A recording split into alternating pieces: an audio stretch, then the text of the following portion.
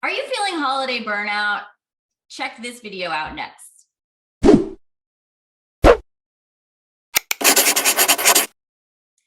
Hey everyone, welcome to another episode of Home Staging TV. I'm your host, Tori Toth. Today we have a very special guest with us who's going to help us prevent some holiday lag. Are you feeling it out there? I am. So we're going to be talking about how to stay motivated, keep your business on track, and capitalize on unique opportunities to grow your business during the holiday season. Please welcome Jenny Phillips from Revisions Mentor. Jenny, happy holidays. How are you doing? Happy holidays. Hi, Tori. It's so glad. I'm so happy to see you here. And I think we have so much to talk about this holiday season, because I don't know about you, but I feel just as crazed as I did pre-pandemic, during pandemic, and now we're a little bit post-pandemic. Yeah. This is really interesting, Tori, because I was thinking in the shower this morning that last year in the middle of COVID, we were all kind of stuck at home doing our own thing. It was a super peaceful, pretty chill season for me. And I can't remember the last time it was like that. And I think this year we're all of a sudden all back in, all the family stuff is happening again. The gatherings are happening, the parties are happening again. And it feels like, to me, it feels like a lot. Exactly. So as an entrepreneur, all of our stager friends out there, our real estate agent friends out there, we have to be juggling both business and personal together. And so we could feel this holiday lag. What does that feel like, Jenny? I mean, for me specifically, it feels like overwhelming. I tend to kind of shut down. So when it just starts feeling like too much, instead of kind of charging in head on, I kind of start shutting down. So I start procrastinating, things that are important to me in terms of running the business, start feeling really heavy. I lose motivation to do stuff. What does it feel like for you? So for me, it kind of like, it makes me just, I don't know, get more focused, like dialed in and organized. I'm kind of like a deadlines girl and I procrastinate a lot. And so when I have like all of this stuff to do, it actually makes me more focused and it gets things checked off my to-do list. I think that comes from the TV reporting world where we always had like the strict deadline. So I work well under pressure, I want to say, and where there's a lot of chaos going on.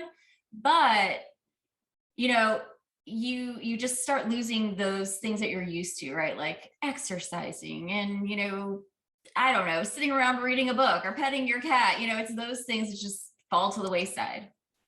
Yeah, it sounds like you kind of fall to the last of your to-do list, right? Your personal needs. Yes. Yeah. Exactly.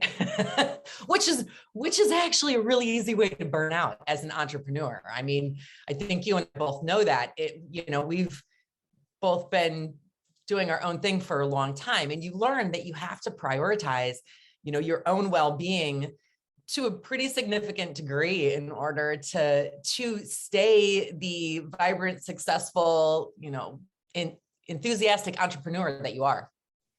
Yeah. And I think with the proper planning, it's all about planning, right? If you're going to be doing, if you're wearing a lot of hats and you got to be dealing with your family life and, maybe you even have a side hustle and all these different things, you need to have a plan in place, or like what you're saying can really suck the joy out of not only yourself, but the season, and people around you may not want to be spending time with you then. So what is like your first tip to kind of beat the holiday lag? So beat is the right word, right? I hear this all of the time. I think the word gratitude is really maybe even overused a little bit during the holiday season. I think we hear that word on repeat. I think the key is to stop and really think about what that means in two different ways. One, I like to use the holiday season. Erin and I really take this time to focus on who and what we're grateful for in terms of our clients and our customers. So we sit down early on in the season and start making a list of the people that we've encountered, new people that have come into our lives through networking, new clients, new contacts. We think about clients that we've served over the years, both this year and previous years, future clients that we're engaging. And then we think about how we can just do something very simple to express our gratitude for their business, for their subscribership, for following and engaging with us on social media. And it's simple, for us, that sometimes just means a holiday card, or some easy gesture just to say, hey, we appreciate you, we appreciate your business. And in turn, then I think what happens, Tori, is we take a moment really to think about what we are grateful for. And again, this is really easy to put on the back burner, right? You put your own needs at the bottom of the list. Mm-hmm. But it forces us to think about what we've really appreciated over the past year. And that is, for us, that's things like, our own personal growth. What milestones have we achieved in our business this year? What milestones have we achieved, personally, in terms of, personal growth and development related to our business? And that doesn't have to be a big deal. It can literally be sitting down with a cup of coffee for 15 minutes and thinking about where you can find some gratitude, because being an entrepreneur is really hard, right? We bust our tails. I know you do, we do. So as cliche, I think, as sometimes that sounds, that's a keyword during the holiday season, I think it matters. Yeah. I mean, for me, I have this journal. It's called the 5-minute journal. And it talks about 3 things that you're grateful for. I do this in the morning, 3 things you're grateful for, 3 things you're looking to, like, what would make your day amazing, an affirmation, which I pull unicorn cards when I put my affirmation together for the day. And then in the evening, you go back and you talk about 3 things that were, like, amazing for the day and what could have been better. Like, one thing that could have been better. And it's already there prompted for you. So you don't really have to think about it as much. You just have to kind of take the 5 minutes, the 15 minutes to just reflect and be able to do that both in the morning and the evening to understand gratitude. I think that it's so hard, though, like what you're saying. Entrepreneurs get so hung up on, like, well, what should I get my customers or clients? And you want to think big, lavish, over the top gifts. And it's like, you don't really have the budget for that. And who do you give these things to? And it can stress someone out so bad. So do you have any tips for that? I mean, a card is great, but is it enough? I think it is enough. I think it is enough. I think it's enough if you take the minute it takes to handwrite a note inside. Make it specific. Everybody can do a pre-printed, card that comes out, and it's kind of a commercial, globally glossed over thing. But how much time does it actually take to pick up a pen and jot a note that says, hey, Tori, loved doing the collaboration with you this year. Let's, do it again in the new year. It shows that I care enough to take a minute of my time. My time is valuable. Your time is valuable. I think it's enough. And I think that is more meaningful than the big over the top gifts. We have enough to do. We have enough on our plates. It's okay to keep it really simple. It is. I know, even everyone says it's so, like, the $5 gift card to Starbucks or something, but it's something that everybody needs. It's just showing a little bit of, like, the appreciation versus buying a whole wine basket or something. Yeah. I mean, that's great. Yeah. Or even, buying little tchotchkes. I don't know about you, but, like, I just can't handle any more tchotchkes. All the marketing stuff, it feels like a lot of junk, right? But I'm so glad you said the $5 gift certificate. We've had that conversation before. Does $5 like feel cheap? Absolutely not. I've been given $5 gift cards for coffee. I love it. Thank you. Yes, I love to have a cup of coffee. Thank you. I think that's really thoughtful. It's not about how much, it's that you took the time to make the effort and reach out. That's so true. So Yeah. we talked a little bit about planning. How Mhm. how do we wrap our heads around planning ahead when we already feel like we are behind in our present state, right? How do we plan ahead Right. if we're just trying to get through the day? Yeah. So this for me really requires planning, weeks in advance. I mean, for me, 6 to 8 weeks in advance of the entire holiday season. And then I figure out really what my time off is going to be. And I like for it to be 2 to 3 weeks between Christmas and New Year's, sometime in that frame. And then I really have to plan ahead so that I don't fall victim to the very easy habit. I think we all do this as entrepreneurs of, well, it'll only take me 5 minutes to answer this email, or it'll only take me a minute to answer this call. Um, or it'll only take me a minute to make this social media post. Write the media posts ahead, schedule them, have them done, and scheduled so that they can take care of themselves. I mean, this sounds trivial, but all these little things add up and take time. Set the notifications on email. Put out media posts in advance, letting your followers, your clients, your customers know that you're going to be taking some time off for the holidays. Um, how do you do it? What are your secrets? Oh my goodness. Churn and burn. No. Right. It, Yeah. it definitely, like, you definitely need a plan. So I plan not only my own content, I plan for different clients, like staging content for other clients out there, blog posts. So you definitely need to schedule in the time and have control over your whole time management scenario. I would say, bulk things where you can. Don't get distracted on the social media platforms, and really just prioritize what needs to be done that day, what needs to be done that week.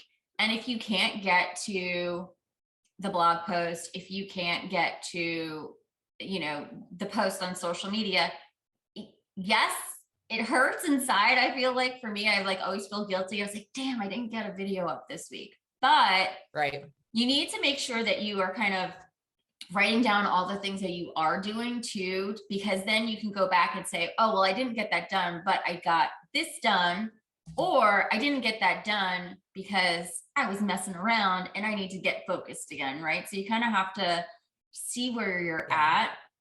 Another thing I'll tell my clients too, in that I do myself, it's like maybe a month is just, a wash. And that's going to be your Yeah. month to plan so you can get it right in the next 2 months of the quarter.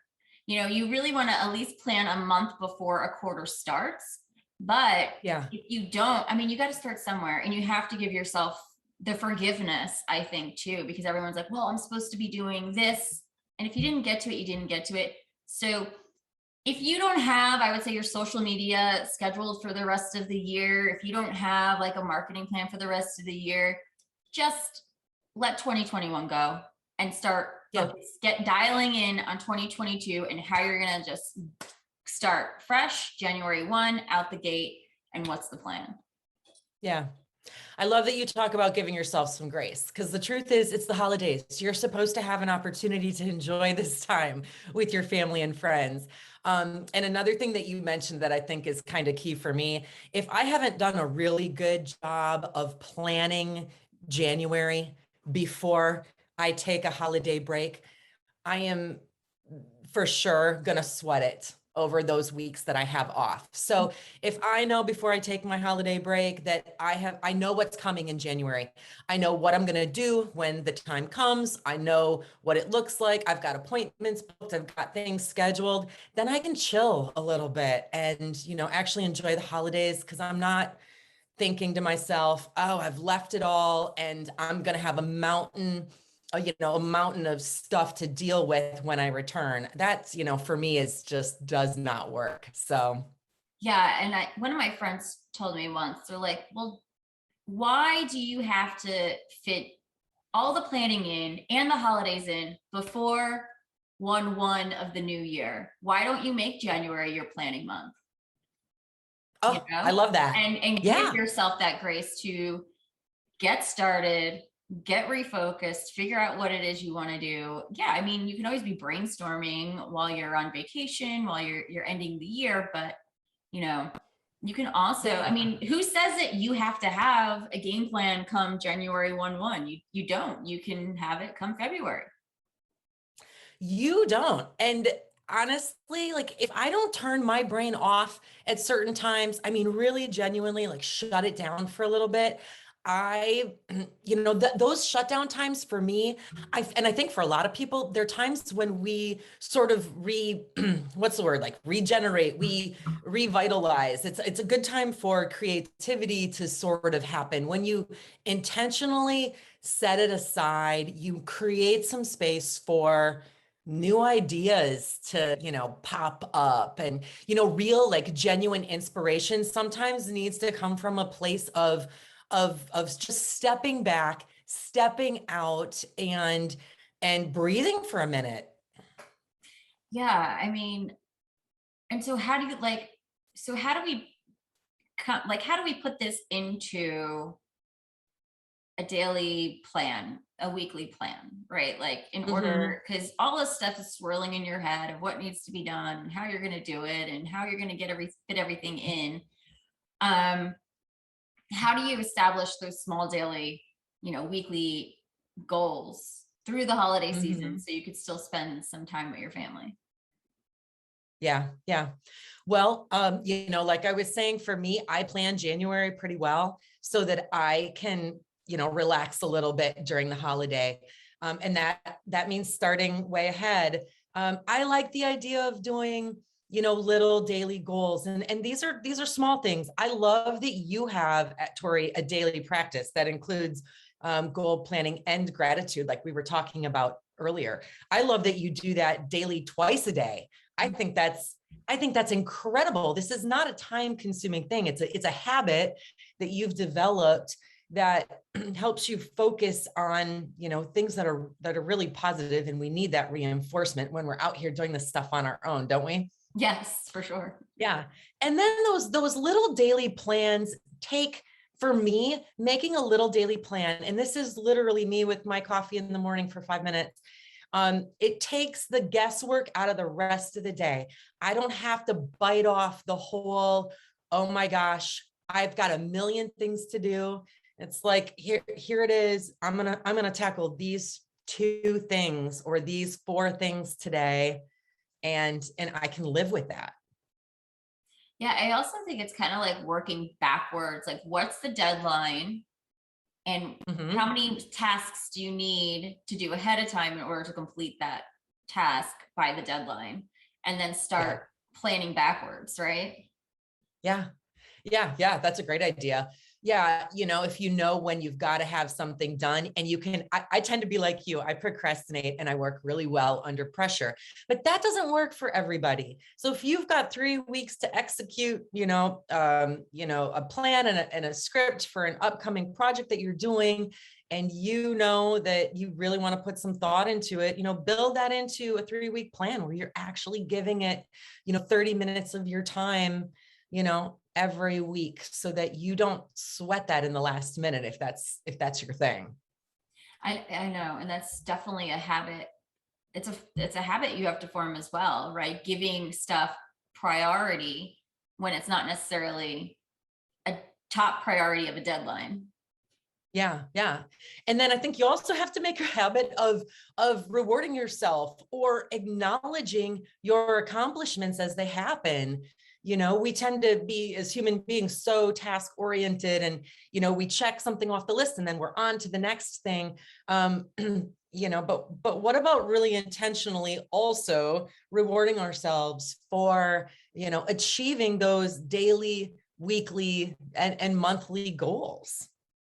Yeah, I mean, I don't think I do this enough. Yeah. Yeah. Because I'm None always of us like, do. Yeah. okay. go on to the next thing. And you're right, you need to stop and take the time to acknowledge, like, oh, I wrote a book. Oh, I Yeah. have this many views on YouTube. Oh, I just got this client, and not just be like, oh, I need to get the next client, or I need to, just pausing. And even I do try and put some monetary things to it, or Mhm. be like, okay, well, if I work 4 days straight, I can go out with my friends for happy hour or something, or I can Yeah. get, um, I can get a pair of AirPods, or, like putting Yeah. something to it to kind of make you work harder towards that goal. Yeah, I love that. Attaching something that's really meaningful to you, whether that's, something material that you really want to get your hands on, or, an experience like a trip or a vacation that motivates the heck out of me to hit some milestones. Girls And, trip and to enough, the flip Cabo. side, what's that? Girls trip to Cabo. Cabo, yeah, girl. Doesn't that sound nice right now? No, I'm thinking maybe a retreat in 2022, girls trip to Cabo. Love it. That sounds fabulous. A little yoga, a little happy hour. I'm in. And then work, and some work too, right? Yeah, right. I mean, we work hard. We got to play hard too. I think that's fair. And I think that's right. And I think that we kind of, as a society, and I think as Americans, often we overvalue hard work and we undervalue rest and relaxation and play. I think that our balance here gets a little skewed. And that's something that I am constantly working on. And I think as women, we also have this experience, right? Like we have to be working hard to prove ourselves and show that we're worthy of the things that we're accomplishing. And that's a constant lesson and battle for me. But Yeah. I take, one of the ways that I do that very simply is I take my time off, my vacation time, and then I stick to my guns on it, as much as sometimes my inner, entrepreneur is screaming, you could be doing this and you could be doing that. I make myself honor the time that I've given myself, because I deserve it. We all deserve it. Yeah. I mean, I learned this early on as an entrepreneur, that you kind of have to schedule your own personal time first when you're planning out your Yeah. year, and then Yeah. the deadlines, and then start working backwards. And Mhm. that will help you be present in your, in your current situation. And I think that's so hard for people to be in the here and now when you're constantly thinking about business, or, Mhm. you're worried about your child. So do you have any tips for that? Well, I bet I do. Not sure what they are right off the top. Ask me that question again, Tori. So You like, said child and you lost, and I immediately glossed over because I don't have them, and I don't I have lost them my train of either, I thought. guess. So maybe, we don't have Right? children. But like being in family mode, right? And then, Right. putting away the phone. Do you schedule certain Yeah. times? I was just reading The Compound Effect, by what's his name, Darren Hardy, and he goes into like having specific time just for his relationship, having family time. So like from 6 p.m. on Friday to sun up on Sunday, it is spent with the family. And I still honestly don't think that's enough. I feel like, why are we working so hard if we only get less than 48 hours with the people we love? Yeah, yeah, I agree. And also I feel like that scheduling is a little bit regimented for me, but I think that the key takeaway that I get from that, and the way that I kind of do that in my own life, is I believe in setting business hours and sticking to them. Could I take a few minutes at 9 o'clock at night to answer a couple emails that I know have come in after hours? Yes, it takes like a commitment from me to say, I am not obligated to answer business calls after hours. As an entrepreneur, I have a right to set business hours. I'm respecting my own boundaries there. I'm respecting the needs of the people in my life, my friends and my family and my relationships. And the best way I do that is by setting and maintaining business hours. So when those emails come in after hours, I fight the urge to answer them, and I answer them the next day after 9 o'clock when, I am in work mode, and, and then I feel like I haven't shortchanged myself. I feel like I haven't shortchanged my people. How much does it suck to be sitting at a restaurant or, happy hour with your friends, and you see the work calls come in, and, it takes you away from the moment. And I know this happens to you. I know your calls and your emails and your media comments come in 24/7. Mhm. They do for Aaron and I too.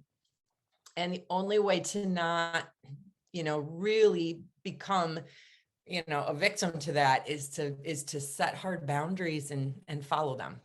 I I mean, have to do it. yeah, I usually block out time too. And there's certain days where I won't take clients, I usually don't take clients Mondays and Fridays. I didn't, even when I was staging full time, I didn't Mhm. really take clients those days either, or not Yeah. the entire day, because I need those days to start my week and end my week. On Wednesdays, it would usually just be an office day where I could work on the business versus in the business. And so Right. setting those parameters around your week, saying we can only schedule staging consults on these days, we could schedule full stages on these days. I know people are going to give us pushback with this comment right now, but you own your own hours in your staging company, not the real estate agents, not the home seller. Yes, you can try and work around their schedules, but at the end of the day, they also need to be working around yours. Absolutely. And I think it's hard as entrepreneurs to not, it's that fear, it's the FOMO, right? If I don't answer this realtor's call right now at 9:45 at night, I'm not going to get the staging job. My experience has been, because it's tough to fight that urge, but my experience has been that that's not the case. I return that call first thing the next morning during business hours, and it just has not proven true that for me, in my experience over the years, that you have to, be at everyone's beck and call 24/7. And on that same token, realtors really get that, don't they? They're accustomed to being, you know, lit up, at all hours of the day and night by their clients. So they get it. Yeah, I mean, just because it might be their business model doesn't mean it has to be yours. So That's right. definitely set the boundaries. And if you've never read the book Boundary Boss, I would suggest starting there. Ooh, I like that. By I haven't Terry, read that. Terry I would Hall. love to read it. Yeah, Yeah, Boundary yeah, Boss. yeah. I think So there's some. go ahead. Oh, sorry, I didn't mean to interrupt. I was just going to say, I think there's tremendous value. I think we personally get a lot out of setting our own boundaries, not just that it helps us manage our family time, but I find that terribly empowering to say, hey, my time is important. I have a right to these things. I have a right to focus on my family and my fun and my well-being, my exercise and, meditation or yoga or cooking classes or children's sports activities. What your priority is.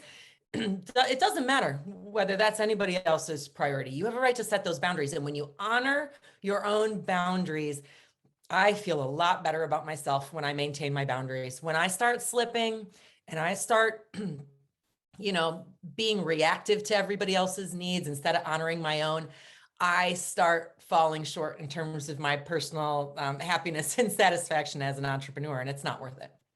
Exactly. So what do you do to like better yourself during the holidays, or like carve out time for yourself? Like what does some of those things look like for you?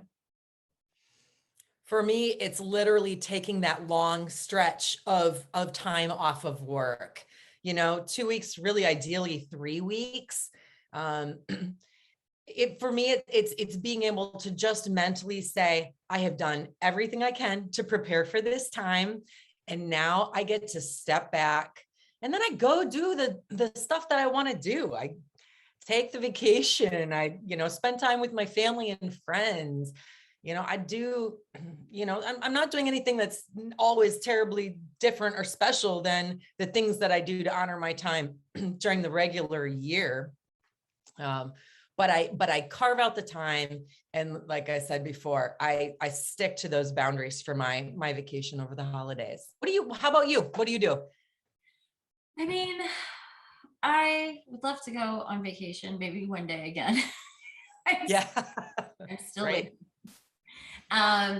But yeah, just giving myself I think for me, I get so caught up in myself. Like I'm my own my own worst critic, my own worst enemy, like nothing anybody can do could be worse than what I could do to myself. And I feel that, girl. if I just like sit on the couch all day and watch, Netflix or something, I actually guilt myself into like, why were you not more productive today? Why didn't you go on a walk? Why didn't you do, your routine? And, sometimes you do just need that mental break, and it's okay to say to yourself, like, this was what was on the schedule today, right? Right. So Yes. so, I mean, that's been a hard thing for me, but obviously carving out more time to exercise. I walk usually 10,000, between 5 and 10,000 steps. But when I was trying to lose a lot more weight, I would walk 10,000 steps 5, 6 days, sometimes 7 days a week. It became a habit. And then it also became like a stress reliever for me too, to get outside, to, clear my head, to brainstorm, or just to have like a conversation if a friend came with me, or read something or listen to a podcast. Like that's another way that you're able to get, kill two birds with one stone, right? Yeah.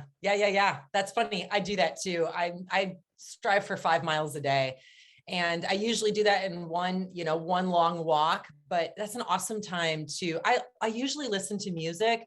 I refuse to answer work calls during that time. It's just an hour, I can do 5 miles in about an hour and 10 minutes. So it's just a small window of the day. I get some exercise, which I need. I can kind of shut my mind off. I love to listen to podcasts too. And sometimes I listen to stuff that's, really beneficial to me in terms of, bettering myself as an entrepreneur. And sometimes I just listen to the crap that is funny or feels good or, entertains me, because I like to shut it off. And I'm glad you said what you said about Netflix. We tend to be so hard on ourselves for, for letting down or being still for a minute. And it's just necessary. One of my favorite designers here in town, she said one time to Erin and I a couple years ago, she said, there are no emergencies in decorating. She's like, these things, this is not a real life emergency. And I go back to that all the time. My clients are important and they matter, but I try to keep some balance, in terms of, what a real emergency is, and, What do you how mean? can You're I not meet a other brain people's needs? surgeon? You're not a Right. The wallpaper arriving 2 days late is not an emergency. We will make it work. We will get through this. Right. Yeah. What about asking for help? Like, have you ever hired assistance during this time? Or Yes. even just personal assistance, right? To get some stuff done? Yes. I have been an entrepreneur for over 20 years. And in my younger days, it was a lot harder for me to ask for help. I felt like that made it seem like I couldn't do it all, or I wasn't good enough, or I wasn't good enough at what I was doing. And with age comes wisdom, I suppose, thank God. And I no longer have any shame in that game. Not only do I when I say Erin and I, my business partner as well, we will hire people to help us with hands-on staging jobs, just to have, a couple extra people to be doing the heavy lifting on installation day.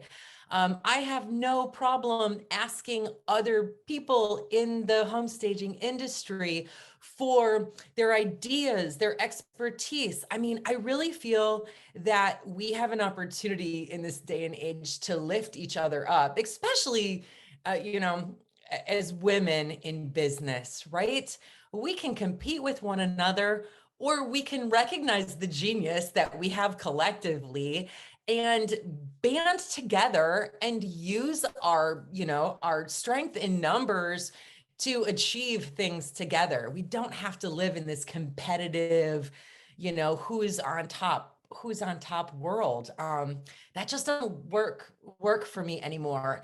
And I feel so much better when I'm working with other people and we're encouraging each other and supporting each other than I do when I feel like I'm, an island and I'm clawing my way, to the top.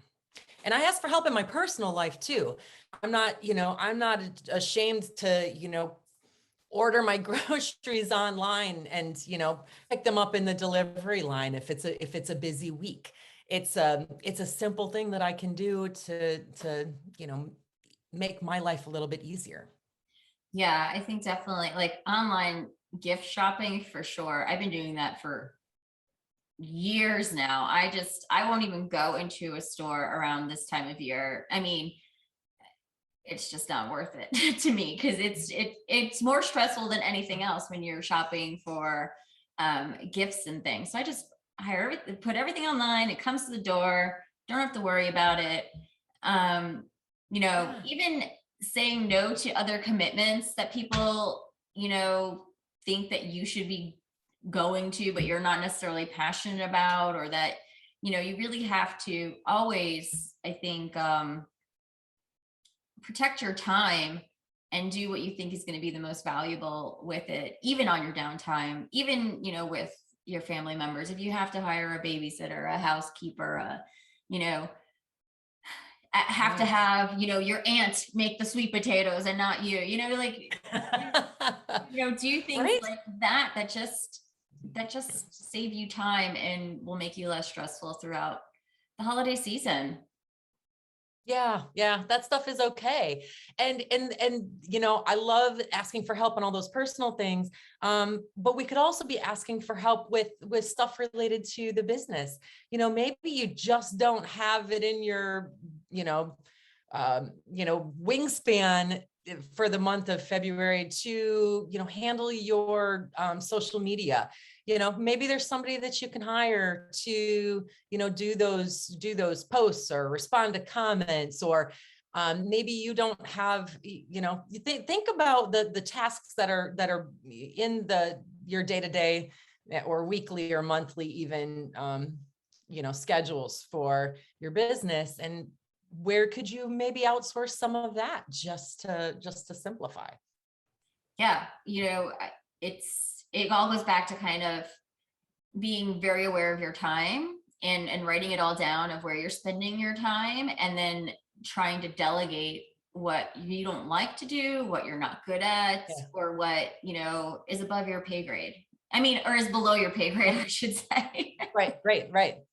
Idea is you're going after the things that you're the best at, your point of genius, and the rest of it, let somebody else do it. If you're fortunate enough to have a business partner, figure out where your strengths are and where their strengths are, and then split up the responsibilities.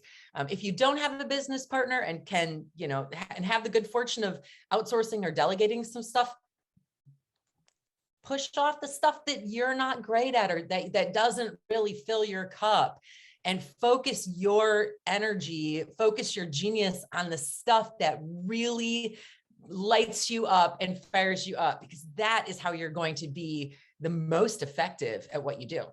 What's something that you do to capitalize on the season?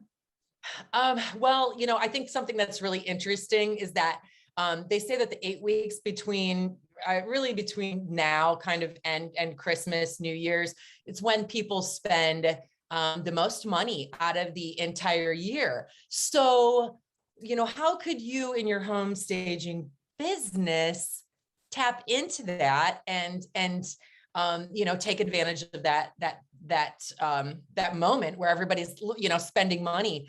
Something cool that Erin and I do, we promote, we'll do like giveaways, or we'll sell gift certificates, like for design services. Maybe that just looks like, for a couple of $100, somebody could purchase a gift certificate for a friend, a family member. A realtor can purchase this to give to her clients, so that they can benefit from home staging services. It's a great way to boost your brand awareness on your social media, and it's a great way to bring attention to the types of services that you do.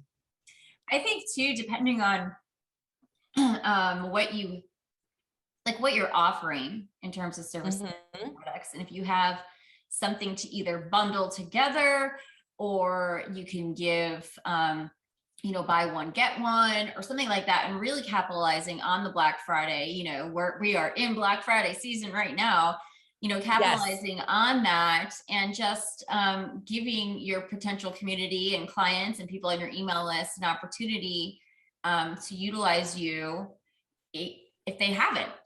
Yeah. And giving them a little bit of a sweet deal. And it's not about discounting your prices or offering a promotion. It would be, what can you add? What value can you add to your offer already to sweeten the pot? Yes, I love that. Adding value. How do you add value for your clients and your customers? We love doing contests and that sort of thing over the holidays. We'll do a giveaway, something to engage the community in a fun, creative thing. It could be something as simple as, show us pictures of your Christmas trees, and, how do you get creative, or, DIY sorts of products. And then we'll do giveaways and contests. It's fun for people. They love to, be involved and get engaged, and everybody likes a chance to win something. Definitely. I mean, doing the giveaways, and they can be a little bit of work setting up, or thinking out what would be valuable, but then you can always ask the question to your community that you have out there, whether it's on Instagram, Facebook, wherever you've got a little bit of a pool of people, ask them a poll, like, what would they see? What would inspire them? What do they like?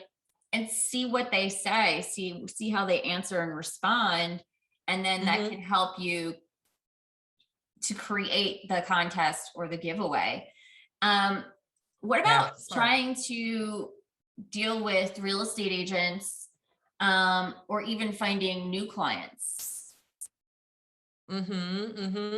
So I think that the giveaways are a great way to find new clients. You could do a promotion maybe on your social media that's really geared specifically towards realtors.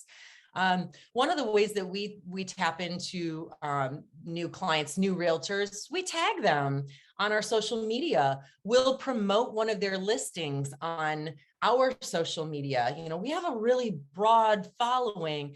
So when we see an open house, either for a realtor that we work for or work with and stage for, or perhaps a realtor that we'd like to engage in business with, they're delighted when we promote their open house on our social media, because that expands their reach exponentially. And that's free marketing for them.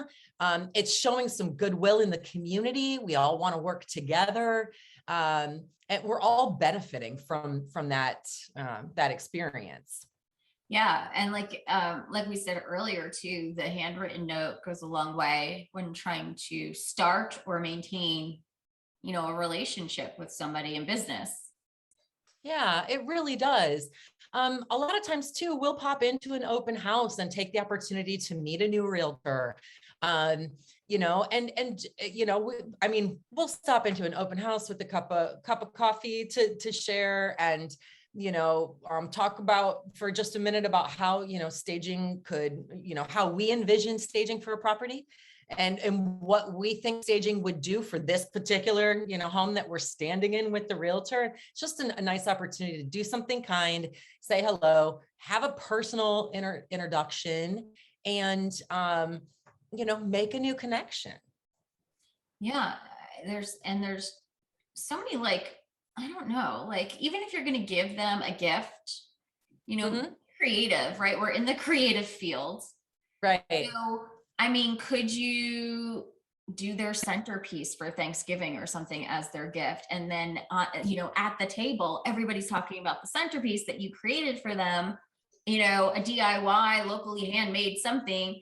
And it's the talk of the table. And guess who created it? You. So they're going to be talking about you. Maybe, Yes.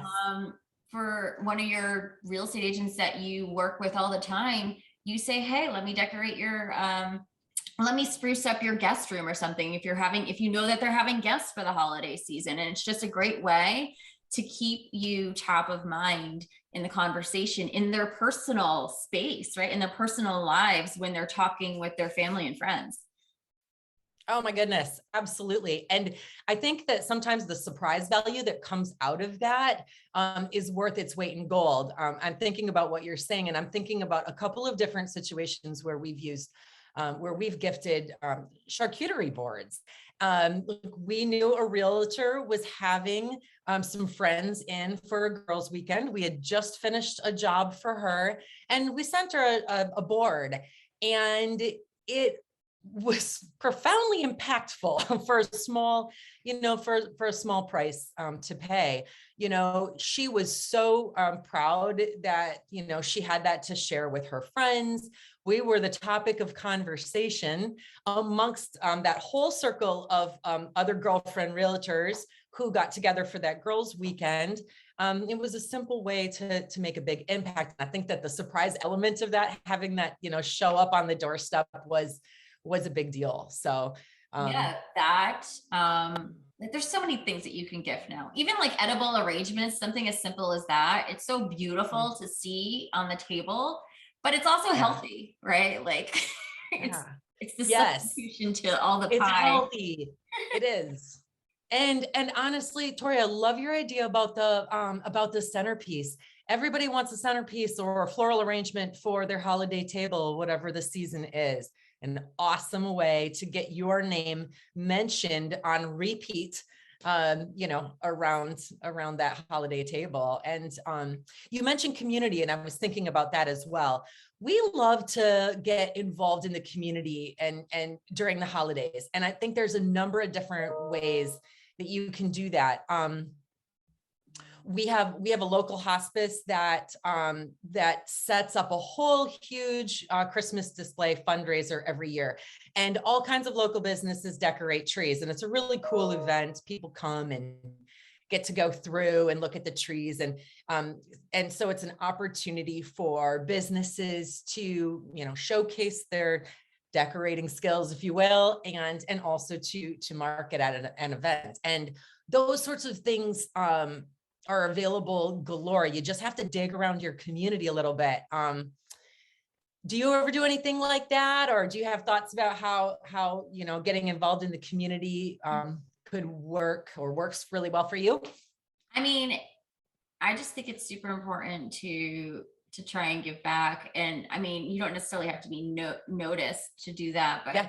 I'm doing something even like with other RISA members or IHOuse member, like other stagers in the area, to create something bigger, doing a Habitat for Humanity, or offering to stage with some of the older pieces that you have that you want to get rid of anyway, maybe donate to them and set things up. So I think Yeah. that is a great idea, to utilize your time and kind of stay ahead of your competition during this season. What about organization? I've seen a couple of people Mhm.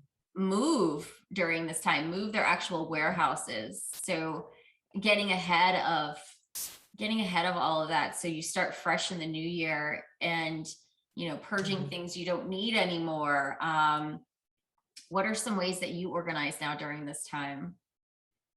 I love that idea. If this does happen to be a slower time for you in your home staging business, yes, use that opportunity to get organized. If your storage and warehouse and inventory looks anything like Erin and I's, as much as we struggle to stay really organized in that space, so we're in and out of it all the time. So stuff is constantly getting shifted around. We will go in during periods of time like this when we've got some downtime from client work and really reorganize. Like you said, we purge out stuff that just has seen a better day. We donate it to some place that can, make better use of it. We take a look at what we have in inventory, and we look at the trends and give some consideration to what pieces we might maybe want to add in the coming year to, keep our inventory really fresh and relevant. Anything that you can do to, one of my favorite things, and this is how old school I am, Tori, I still use a paper calendar. So I love to, this is a nit, but I love to pull out my new annual planner. And that's really fun for me to, kind of start getting organized Here's and mine. looking at things at a wide glance. Huh? Paper calendar. Oh, look at you do too. I love it. I love it. Old school is not dead. Right? Yeah. Yeah. And you know what? Speaking of the new year, right? This is an awesome time for us to capitalize on the whole new year, fresh start mindset, because we're feeling that as entrepreneurs, that sense of excitement and fresh slate feeling that comes with launching into a new year. But our clients, our potential clients, they're all feeling that too. So I think there's an opportunity in home staging to think about how we meet clients' needs in that way. Everybody wants to get organized this time of year. So is that a service that you offer in your home staging business, or do you want to offer, organizational services? What an awesome time to do it. I know for me, usually in January is all about organizing, and I'll write blog posts around it. I usually do a video series around organizing, and even offer like an organizing webinar, right? As just a way to reach more homeowners. But I love the idea of adding a new service around this time. That's how the Visible You Incubator got started. I launched it last year over Black Friday. And it's a marketing membership program that helps you learn new marketing tactics and, obviously implement them into your business. And what a better time, because you're starting a new year. Everybody's thinking about this. What are they going to do? So that's where that service came from. But even holiday decorating, you can still get on that trend a little bit. Definitely the organizing services, and even like freshening up your space for the new year. Oh my gosh, there's a changing out pillows, doing like a little, changing out wall art. We all know small little changes can make a big impact in a room. Right. I mean, what about offering a new year mini refresher where a client can purchase, 1 or 2 hours of your time, and you come in and really, kind of do a super quick, facelift, give them recommendations for, maybe how to reconfigure furnishings and suggestions for, what to do to freshen their spaces. That can be super affordable, not take a lot of your time. And this is the new year is the time to capitalize on that. And on that note, if adding organizational services or decluttering services or cleaning services to your home staging, what you offer as a home stager is not in your wheelhouse or not something you want to do, then find somebody else in the community who's doing it and partner up and use that opportunity to, partner in terms of promoting, how can you promote their organizational and decluttering and cleaning services in exchange for them promoting the unique thing that you're offering as a home stager, and work together a little bit. Yeah. And I think now is the time more than ever, even though it may seem challenging for some, but we can overcome that challenge, right? It's just don't start neglecting your social media accounts, especially if you're trying to get into a new year because of all the algorithms and everything that goes on now on these platforms. Yes, it's still a great way to promote yourself for free, but it takes time to ramp up, right? It's like, what is that? We'll go back to the compound effect. What is that small little thing that you can do that will gain the momentum you need? And it's posting more on social media, on like a social media account that you want to be known for in the new year now, in order for people to start, engaging and recognizing you later, right? Wouldn't you agree? Yeah. Yes, I totally agree. And I think that people often say to us, Tori, that, they're like, well, I don't have enough fodder or content or photos to do this. Use fodder from your own home. If you're taking some time to reorganize or restyle your bookshelves, use that, video that, photograph that, talk about that, offer some tips for your followers in terms of how they can do that. You can use your own life and your own, personal experiences to develop fodder for your social media. It doesn't always have to be, clients' homes and staging jobs. You have a lot to offer. Your skills are what you bring to the table. It doesn't matter, whose home you're in. And I think even the back end stuff too, like the behind the scenes, what people want to see, like how are you shopping? How do you decide to pick that lamp over that lamp? Like the design styles, what's the new trends? Like there are a plethora of things to talk about. So that's always a pet peeve of mine. I don't know what to say. Say something. Yeah. Say anything. And I find that people are really interested in the DIY stuff and like the practical stuff. Like what can, if I am your follower on social media, what can you teach me how to do in 1 or 2 minutes? Can you show me how to properly configure a vignette for my coffee table in 2 minutes? I know you can teach me that, Tori. And like, for me as as a follower who doesn't, necessarily have that skill there, that's super valuable. You just taught me something in a short amount of time that I can replicate in my own home. And that is tremendous value to me as a follower, and, helps build that trust. I want to hear more from you as my guide because I like what you have to share. Yeah. I mean, that's how I launched the YouTube, like my YouTube channel, right? It's just how to's, mostly around my house. There was stuff in there for clients and shopping and things like that. But I feel like if you're going to become an expert at what it is you do, you also need to be living it, right? And so if you can show that you are living how you are actually teaching other people how to live, it raises your expertise overall. I agree. And when people see that we, live in the real world and we do these things in our own spaces, in our own homes, we're relatable, we're relatable, and we help people understand that these things are achievable. So what? We're not a robot. We're human. It's not magic. We're humans. We're opening up. That's why we're here telling you something, some of our struggles, some of the things that have worked for us in the past. Let's end it like this, Jenny. That scarcity mindset.